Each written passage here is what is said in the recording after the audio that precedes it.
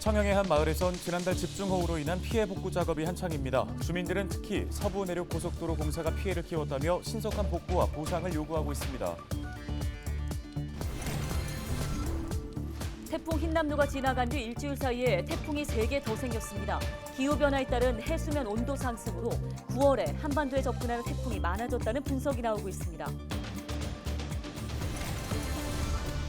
충남도가 도내 남부 지역 주민들의 민원 편의를 위해 설치하는 남부 출장소가 금산군에 들어섭니다. 남부 출장소에는 민원자치과와 국방협력과 등 3개 과가 마련돼 12명이 근무할 예정입니다. 당진시의회가 특별위원회를 구성하고 제2서해대교 건설에 대한 정부 차원의 조속한 확정을 촉구했습니다.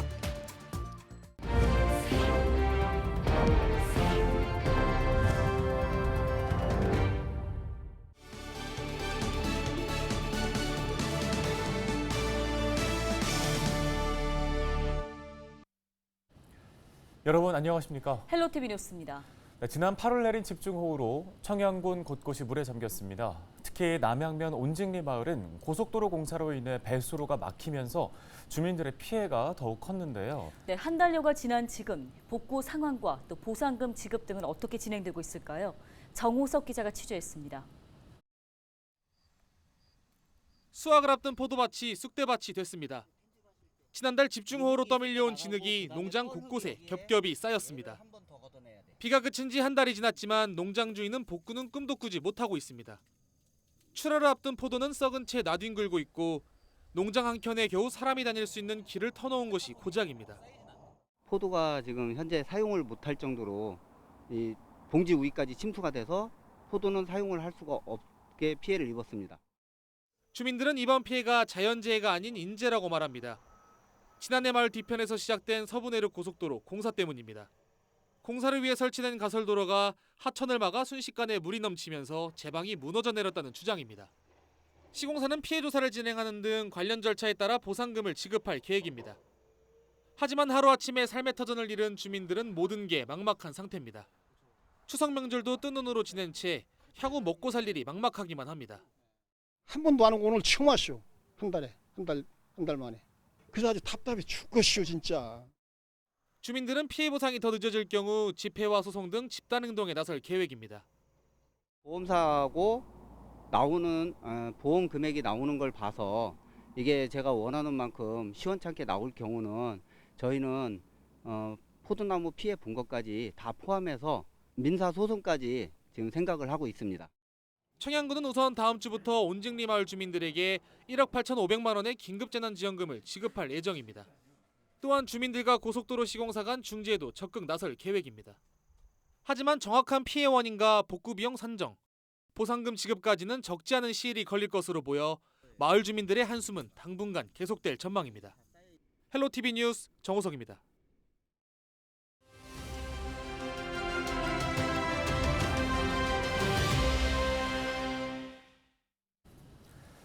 태풍 흰남노가 지나간 뒤 일주일 사이에 태풍이 3개가 더 생겼습니다. 올가을 태풍은 유난히 위력이 큰데요. 그 이유를 짚어보겠습니다. 네, 한국기상산업협회 김승배 본부장 전화 연결되어 있습니다. 자, 본부장님, 12호 태풍 모이파가 15일에 중국에 상륙했고요. 14호 태풍 난마돌, 한반도를 향해 접근하고 있다는 소식입니다. 이 난마돌이 어떤 태풍이고 16일을 기준으로 볼 때 어떤 진로가 예상되고 있나요? 네, 12호 태풍 모이파는 중국 산동반도를 지나서 중국 쪽으로 이동하고 있는데 우리나라에 큰 영향을 주지 못했습니다. 14호 태풍 남마돌은 현재 일본 남쪽 규슈 섬을 향해 북상 중입니다. 이 남마돌은 18일 밤 그 방향을 동쪽으로 꺾어서 일본 열도를 따라 우리나라부터 멀어질 것으로 보입니다. 따라서 12호 태풍과 14호 태풍이 우리나라에 큰 피해 없이 우리나라로부터 비껴나갈 것으로 전망이 됩니다. 네, 태풍 하면 보통 여름에 많이 발생한다는 인식이 있는데 이미 가을인 계절에도 태풍 걱정을 하고 있습니다. 원래도 가을에 태풍이 많이 발생했나요? 네, 태풍 발생 구역에서는 평균 1년에 26개에서 27개의 태풍이 발생을 합니다. 그중에 우리나라에 접근에 영향을 주는 태풍이 매년 4개 정도 되는데 물론 한여름인 7월과 8월에 가장 많이 우리나라에 접근합니다. 그러나 최근 들어서 9월에 접근하는 태풍도 8월에 접근하는 태풍 숫자 못지않게 많이 접근을 하고 있습니다. 그 이유는 기후변화에 따라서 태풍 발생 구역의 해수면 온도가 과거보다 높아졌고 특히 올해는 그 태풍 발생 구역의 해수면 온도가 평년보다 2 내지 3도 정도 높아서 11호의 흰남도에 이어서 계속 12호, 13, 14호가 발생을 했는데 당시 12, 13, 14호는 한반도 주변의 기압 배치 때문에 우리나라를 비껴가서 큰 영향을 주지 못했습니다. 이제 보통의 한반도 하면 큰 태풍과는 거리가 멀다라는 인식이 있었는데 최근 몇 년 사이를 보면 태풍 피해를 봤을 때 더 이상 안전지대라고 볼 수는 없을 것 같습니다. 우리나라가 태풍의 영향을 많이 받게 된 그 특별한 이유가 있을까요? 네, 원래 7월과 8월 우리나라에 태풍이 가장 많이 접근했는데 최근 들어서는 9월에도 7, 8월과 비슷한 숫자로 우리나라에 접근을 하고 있습니다.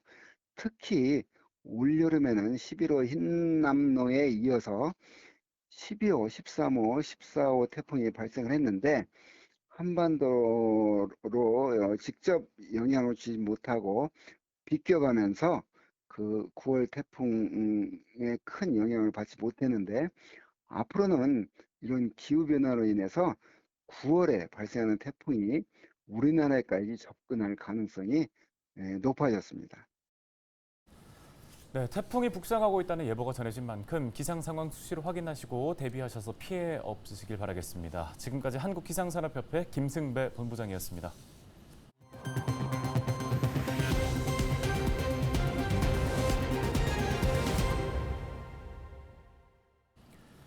충남도가 도내 남부 지역 주민들의 민원 편의를 위해 설치하는 남부 출장소가 금산군에 들어섭니다. 충남도는 논산과 계룡, 금산 등 3개 시군 가운데 입지 여건과 효과성, 합산 점수가 가장 높은 금산군을 최종 출장소 위치로 선정했다고 밝혔습니다. 남부 출장소에는 민원지원과와 국방협력과 등 3개의 과가 마련돼 12명이 근무할 예정입니다. 충남도는 다음 달 초 남부 민원지원센터를 우선 설치하고 내년 1월부터 남부 출장소를 본격적으로 운영할 계획입니다. 당진시의회가 제2서해대교 건설을 신속히 확정할 것을 촉구했습니다. 당진시의회는 제97회 1차 정례회에서 특별위원회를 구성하고 제2서해대교 건설에 대한 정부 차원의 조속한 확정을 촉구했습니다.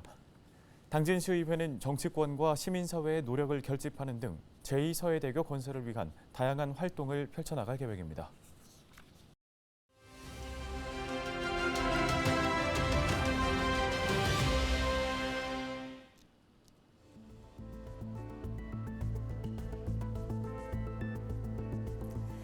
지난 14일 밤 9시쯤 서울 지하철 2호선 신당역 여성 화장실에서 살해당한 20대 여성 영무원. 사고를 당한 이 여성은 경찰에 스토킹으로 가해자를 고소했던 직후를 제외하면 별다른 안전조치를 받지 못했습니다. 작년 10월 8일부터 한 달간 신변보호 112 시스템 등록 조치를 받은 것이 전부인 겁니다.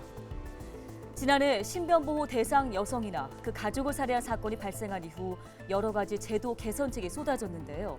하지만 피해자 입장에서는 보호 조치를 받더라도 100% 안전하다라는 생각은 들지 않고 가해자의 폭언과 협박은 더 크게 느껴집니다. 스토커에게 전자발찌를 채운 뒤에 피해자 근처에 접근하면 바로 알 수 있게끔 법무부나 경찰청이 정보를 통합해서 관리한다는 목소리가 커지고 있습니다. 피해자를 감시하는 것이 아니라 가해자에게 제재를 가하는 방식으로 보호 시스템이 바뀌어야 한다는 얘기인데요. 이 같은 전문가들의 제언, 이제는 반응을 해야 할 때가 아닐까요? 데일리 브리핑이었습니다.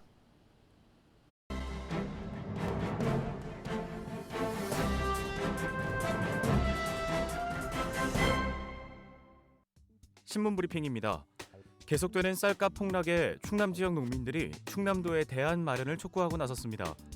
전국 농민회 총연맹 충남도 연맹은 기자회견을 열고 면세율은 작년 6월 대비 2배 이상 오르고 인건비도 15만 원으로 치솟는 등 농자재, 농업 경영 비용은 폭등하고 있는데 쌀값은 13만 원으로 폭락하면서 수확기 후에 대출 이자 갚기도 막막하다고 호소했습니다.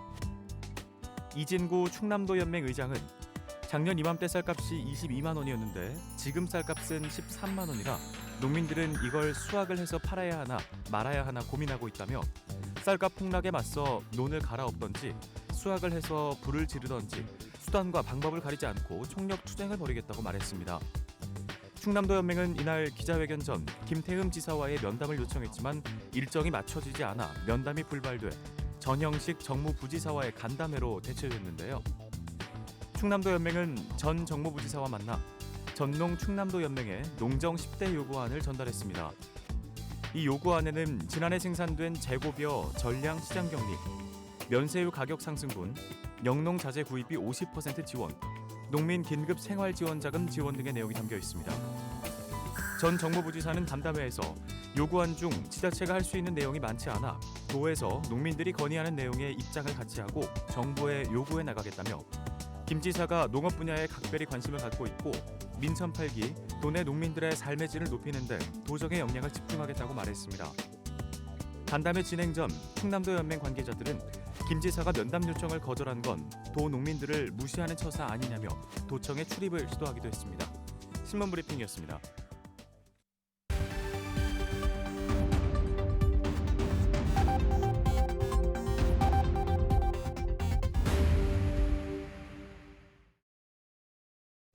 시청자 여러분 안녕하세요. 주민 여러분의 교통안전을 책임지고 있는 충청남도 경찰청 장은효 경장입니다. 사고 현장이 담긴 블랙박스 영상을 통해 교통안전 수칙을 점검해 보고 있는데요. 오늘의 첫 번째 사고 영상부터 만나보겠습니다. 지난 4월 서천, 주행 중인 블랙박스 차량이 갑자기 무언가와 충돌하면서 멈춰섭니다. 도로변 사업장에서 후진으로 나오던 화물 차량과 부딪힌 사고인데요. 도로가 아닌 곳에서 도로로 진입할 때는 반드시 일시정지해 안전한지 확인하면서 서행해야 합니다. 특히 후진 진입인 경우 더 많은 주의를 기울여야 합니다. 다음 영상 이어서 보시죠. 지난 4월 아산의 한 교차로, 블랙박스 차량이 적색 신호에 진행하다 쿵 소리와 함께 멈춰섭니다. 영상을 다시 확인해 보면 사고 직전 운전자가 통화 중이라는 것을 알 수 있는데요. 운전 중 휴대전화 사용 시 집중력이 떨어지는 것은 물론 전방주시 태만으로 이어져 교통사고 위험이 높아집니다. 다른 운전자에게 피해를 줄 수 있는 행위인 만큼 운전 중에는 가급적 전화 사용을 자제해 주시기 바랍니다. 계속해서 다음 영상 보겠습니다. 지난 6월 당진의 한 도로, 암행 순찰차가 좌회전 차로에서 신호 대기 중인데요. 차량 흐름을 살피며 슬금슬금 앞으로 나가던 오토바이 한 대가 신호가 바뀌기도 전에 좌회전을 하는 모습이 포착됩니다. 두 번째 만난 적색 신호도 그대로 통과해버립니다. 안전한 곳까지 유도한 후 정차시킨 다음 신호 위반으로 단속합니다. 안전에 취약한 이륜차가 신호 위반으로 교통사고를 당할 경우 목숨까지 잃을 수 있습니다. 나 하나쯤이야 하는 안일한 생각은 반드시 버리시길 바랍니다. 지금까지 블랙박스로 본 교통안전 장은효 경장이었습니다.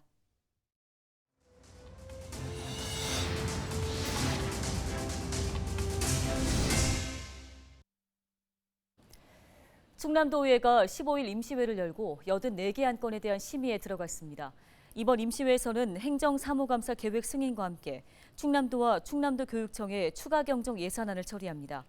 첫날에는 기업 지방 이전 지원 촉구 건의안과 집중호우 피해 지역 구제 대책 마련 건의안 등 6개 건의안도 채택했습니다. 지난 회기 방한일 의원의 대표 발의로 이뤄진 회의 규칙 일부 개정을 통해 5분 발언 인원 제한이 없어짐에 따라 역대 최다를 기록할 것으로 전망됩니다. 뉴스 마치겠습니다. 네, 고맙습니다.